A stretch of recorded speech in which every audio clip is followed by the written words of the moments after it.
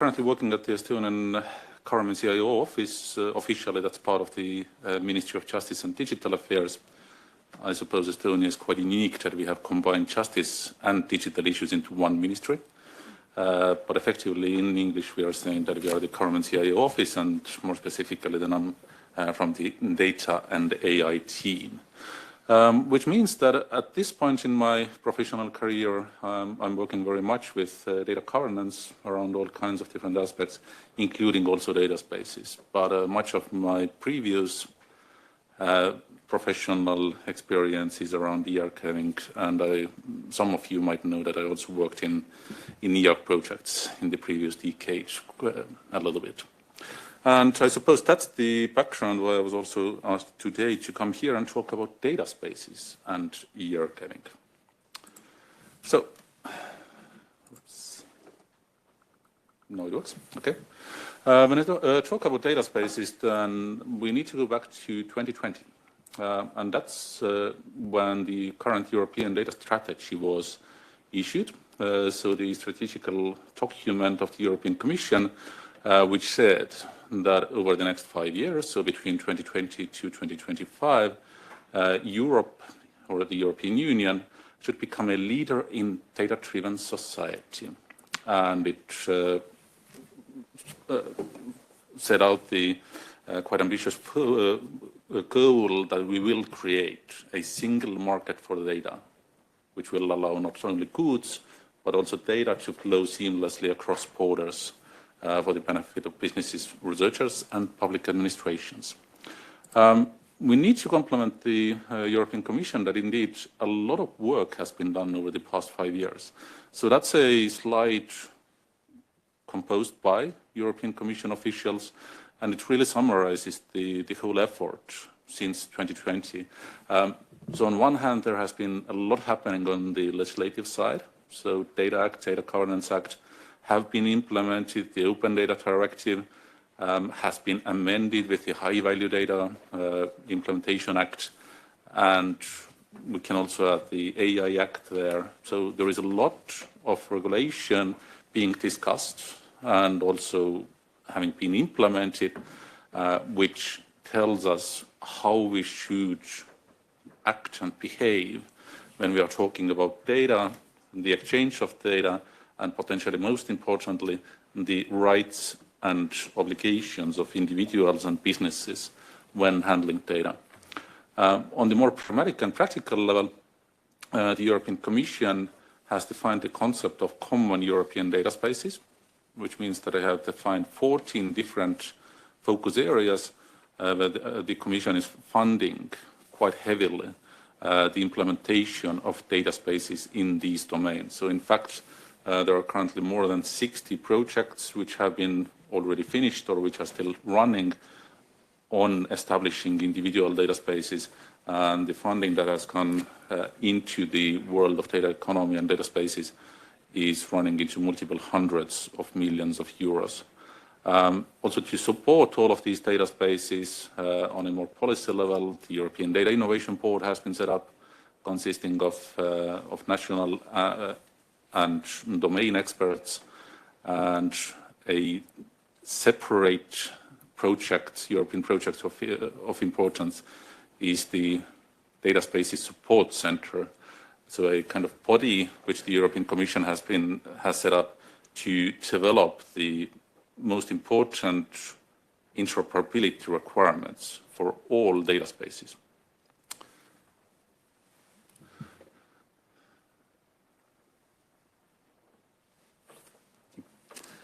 And also, you might have heard about the simple advancements, so developing common technical solutions for data exchange, etc. So, nope. Next slide, please. Okay. So, now zooming a bit into data spaces, then the people I've talked to about data spaces, the first question is always, what is, in the end of the day, a data space, and how is it different from any kind of regular data exchange? How the European Commission and the DSC explain it, and also a concept that is very kind of familiar and and useful in my own opinion, is that in the end of the day, data spaces, the main kind of characteristic of data spaces is that we are talking about a potentially unlimited number of legal or private persons that are participating in data exchange. So we are talking about a more or less open environment where we have defined, most crucially, common use cases. What is the reasoning for exchanging data? But we are not doing this kind of use case definition on a one-on-one basis, as it usually is. So I'm either a very big platform that is gathering data and forcing everybody to accept my terms, or we are two private sector or public sector entities which decide that we are going to exchange data. No. Instead, we are defining a kind of virtual organization that we call a data space. We are setting up governance regimes, and we are defining common rules that apply to all of the potentially hundreds of thousands of participants of that data space to exchange data between themselves. That also means that when compared to usual kind of data exchange use cases, there is a much, much stronger focus on cooperation issues and also on trust. So in a one-on-one relationship, it's quite easy to establish trust between these kind of data exchange partners. But how can you say that you actually trust these thousands of members that are participating in your data space? That's a key issue that they're working with currently in the data space domain. And only if you have this kind of cooperation and governance established, you have established a common ground for motivation, you have trust, you can go into this kind of technological layer, select the suitable technological solutions, and also the legal framework that the data space is operating on. Now, data spaces have been more actively developed in Europe since 2022. I believe that was the start of the DSSC project, where they started to kind of summarize the data space concepts. The first data spaces are about to become operational, so it's very much a fast evolving state. At the same time, e-Archiving initiative and the previous e-ARK projects have been working on trusted and authentic long-term availability of information since already 2014. So the quite justified question in the end of the day, why don't we put data spaces and the archiving together in a collaboration mode and see how these kind of long-term experiences of e-archiving might supplement the quite new initiatives of data spaces. So thinking about these collaboration scenarios, then the first and the most kind of explicit ones, in my opinion, is the kind of trusted availability of data in data spaces. The current developments in data spaces and the current work on data spaces is very much looking at all the individual organizations as black boxes. So there is some data offered by data space participants, and we as the data space are basically the kind of infrastructure that allows for the exchange of this data. Now, at the same time, when we go back to the question of trust, then in many of these priority data spaces like health, like Green Deal, it's not only sufficient to look at the current availability of data, but we must also ensure that the data space participants can expect data to be available today, in 10 years and 20 years. The same kind of data needs also to be long-term accessible and available. And that is only a discussion that is only now starting to kick off a little bit in the data space community. So it's really a topic they haven't talked too much about until now. And that is a kind of strong position or strong possibility for e-archiving initiative or archiving and lifecycle experts in general to get involved with the DSSC, with individual data spaces, and start talking about trust being not only kind of a current thing, but it's something that is also very much dependent on the trust in also historical data and historical information. So you might think about trusting a health data space participant where you can't expect 5-year-old patient records to be available for medical analysis in a kind of personal medicine scenario. It's not easy. A kind of side scenario here is also orphan data sets. So for the operation of a data space, some pieces of data might be really, really crucial. And the question there always is, can we ensure that the organization that is currently taking care of this data set is there in 5 years, in 10 years, in 15 years? So that should be ideally one of the consideration of many data spaces. So do we need to set up a kind of escrow-like or some kind of a digital archiving ecosystem within our data space as well, that all our data space participants could be using? Oops, something happens here. The second potential collaboration scenario is harmonized data management. Again, I suppose that's quite easy to understand. In the end of the day, when we are looking from an individual company or organization point of view, then anything they do on defining their data models, describing their data, making their data available is, in the end of the day, effort. And why should you do the same kind of effort for describing your data, packaging your data separately for data spaces and archiving purposes? So again, here is a good chance and good possibility for e-archiving and data spaces community to come together and talk about how can we harmonize the processes, the descriptive, the packaging, formatting activities, so that you don't need to do much more work once you get into the point of the life cycle where you need to archive your content. Of course, that has been already very much the mindset of e-archiving from 2014. We are not inventing new standards. We are trying to reuse as much as possible the practices that are common in data management, data governance, or information management. And the third potential collaboration scenario I would like to highlight is sustainable compliance. So the data spaces domain is something where there are very, very heavy discussions about how we protect the human-centric values or the rights of the citizens in data exchange when talking about current data. So there is a lot of information and a lot of thoughts going around on that, in that sense. And it's something that, again, might be also carried over to e-archiving. So in e-archiving, how can we ensure that the protections of the protection of citizens' rights and the protection of European values are also provided on the same level on historic data than it is currently being discussed and implemented in data spaces with current data. From this, also my final slide here is to propose some potential actions. So it's really for the European Commission and the e-archiving to consider how to go on, how to continue the work of e-archiving and DSSC.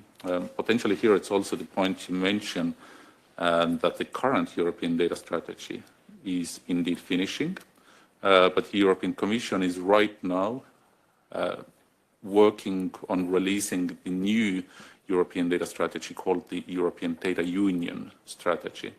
According to current information, this European Data Union strategy will be released for public consultation in May, so in the next few weeks.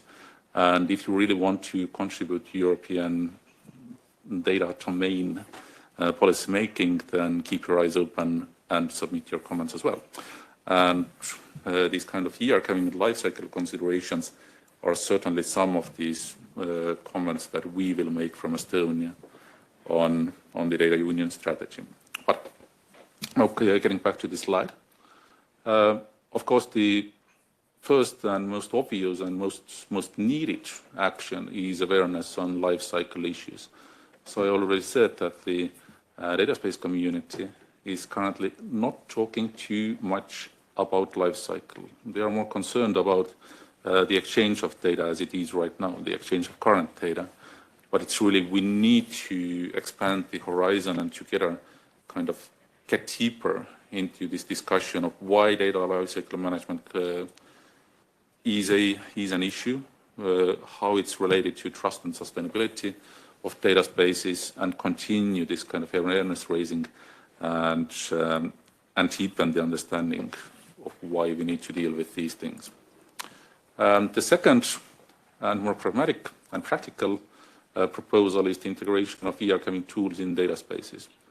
As I said on my previous slide, there might be some data spaces where the kind of content and the type of data necessitates the availability of archival infrastructures, digital preservation infrastructures, to be available, and targeting at least some of the common European data spaces, as I said before, like Health or Green Deal, and start discussing with them the implementation of eArchiving solutions within their infrastructure is something that would be very beneficial to both sides. And finally, also the development of CITs, or the content information type specifications for data spaces, is something that would be beneficial for both sides. So the data space community is currently working quite heavily on defining different, what they call data offering models. Previously, it was also called data product models. It's really quite specific specifications on how to structure data and metadata for sharing in a data space. And I suppose that would be very beneficial to also look at whether these data offering models could be used as the basis of some archiving specifications for these content types, and also to potentially bring some knowledge into the data spaces world. Again, the data spaces world has been working on these data offering models for the past 2 or 3 years. eArchiving has been doing the same for more than 10 years. So there are some experiences that certainly could be shared. So with that, I'm finishing my keynote here. There were some very quick proposals. Of course, there could be many more actions that you could think about. There could be many more collaboration scenarios which you could think about. But I hope this kind of 3+3 set allowed you to get thinking about these topics, and really to, I hope that this kind of discussion will go on, and we would be able to work together towards a long-term sustainable and trusted European data economy. Thank you.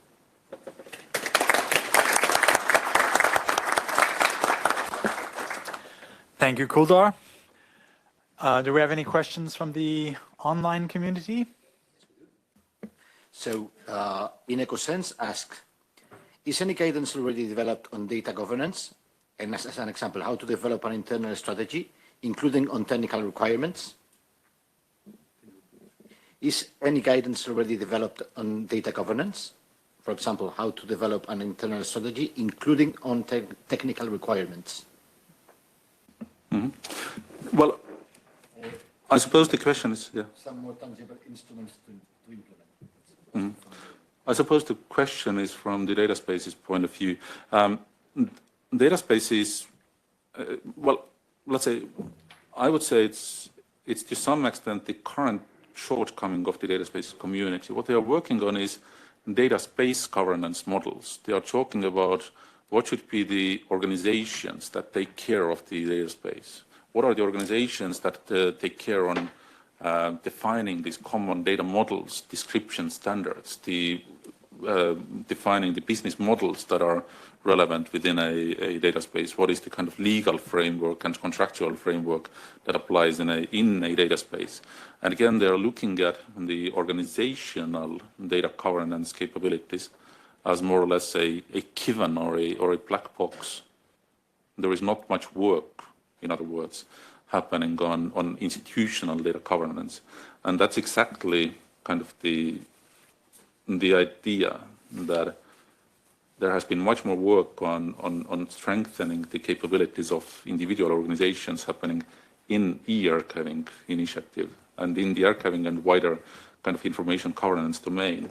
And it's just about time to get this knowledge into the data spaces community as well. So not to only look at how does a data space operate, but also look at much more closely at the capabilities of data space participants, anybody who is providing information into a data space, and to really bring down the point that if you want to have a trusted data space, then you need to be able to trust also the information governance capabilities of any given data space participant.